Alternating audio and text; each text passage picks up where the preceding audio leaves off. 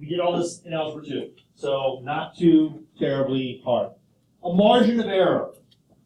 Again, we talked about this the other day. We did this already in the previous lesson. The margin of error is that give and take, the plus and minus. You hear it all the time, especially around election time. Oh, this guy or gal's approval rating is this, plus or minus 5%. They have this much chance of winning, plus or minus 3.5%. That plus or minus thing is the margin of error. So, to create a confidence interval, we've already been doing this. Okay? You need the point estimate, which is the midpoint, okay, or best guess, but we've been doing the midpoint, average, right? Add them up, divide by 2. That's the middle, okay? And then you need the margin of error. That's the plus or minus part. You might want to put a little plus minus there in front of margin of error. That's that part we add and subtract. And then what it does is it gives us a range to fall within. As long as it's within that range, we know we're good.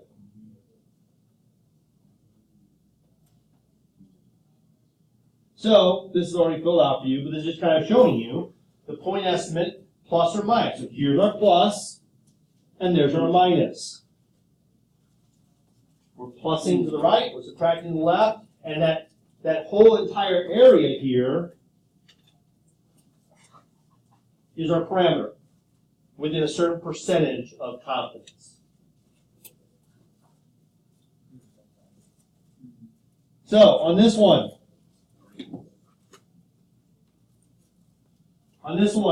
it says 95% confidence interval. Again, look, this is just like previous statements. 95% confidence interval, the true proportion of all Americans who respond strongly agree or agree is between 0.74 and 0.82. That's right out of our notes from the previous day. Calculate the point estimate and the margin of error. Easy. 0.74 plus 0.82 divided by 2 equals 0.78. That's our point estimate. The average, the midpoint. Now, technically, you can do this, on a calculator or on paper, but think about it. 78 cents minus what is 74? 4 cents. So we're going to add 0.4. And if we add 4 cents to 78 cents, what do we get? 82 cents. So this right here is our point estimate and our margin of error.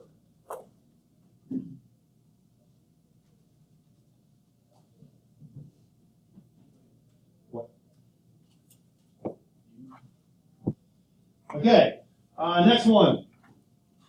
It says, USDA guidelines says there should be no more than 30% of calories coming from fat.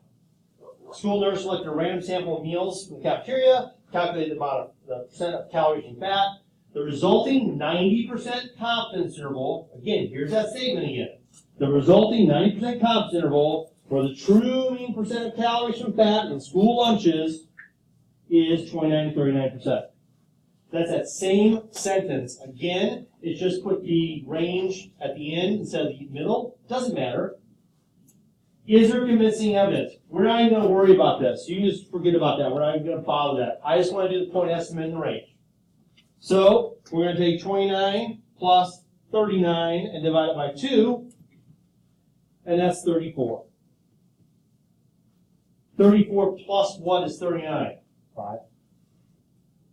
34 minus what is 29? 5. So 34 plus or minus 5 is my parameter.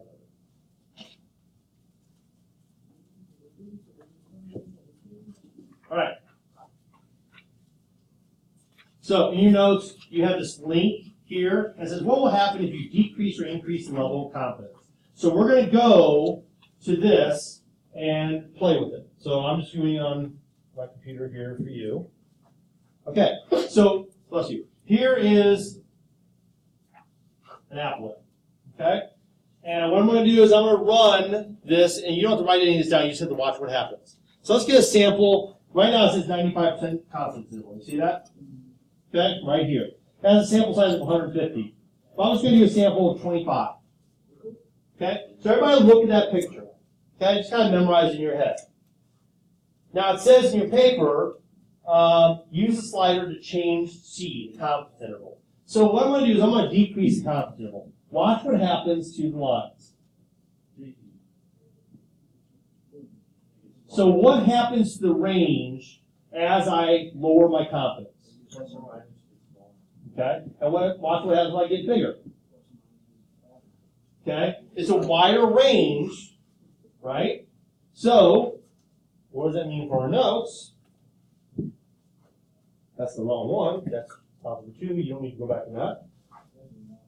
So, decreasing the confidence interval, it made it narrower. So you saw, as I decreased the interval, the confidence, my interval got smaller.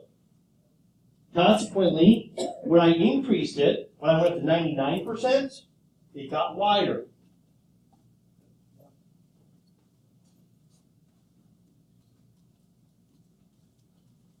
Now, the next part says, what happens if we change the sample size? Okay, let's go back to that applet and see what happens. Watch what happens as I take the sample size of 150 and I decrease it.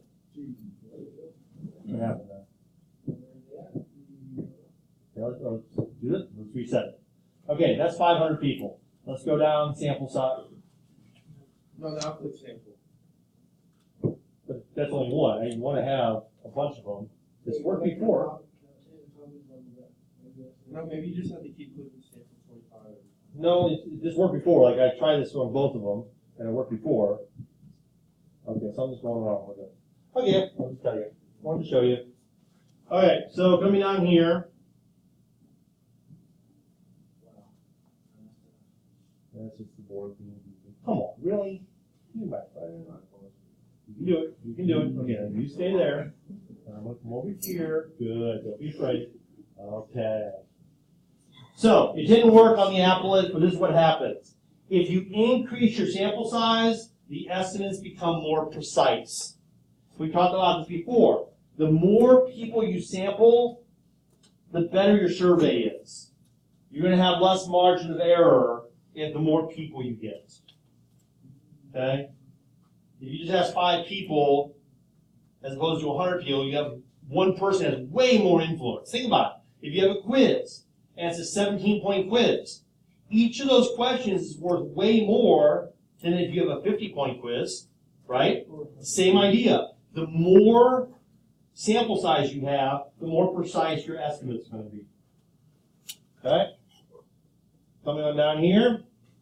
In the previous example, you learned about a random sample of 60 red-eye piranha. From that sample, a 99% confidence interval for the true mean length in that river was calculated between 12 to 13, 1209 to 13.67. What would happen to the interval if you decrease it to 95%? Well, we just talked about it. It would become narrower.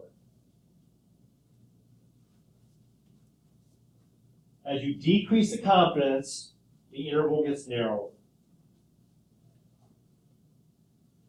What would happen if the sample size were decreased from 60 fish to 30 fish? 30 fish, yeah, it'd be less precise. Because you're lowering your sample size.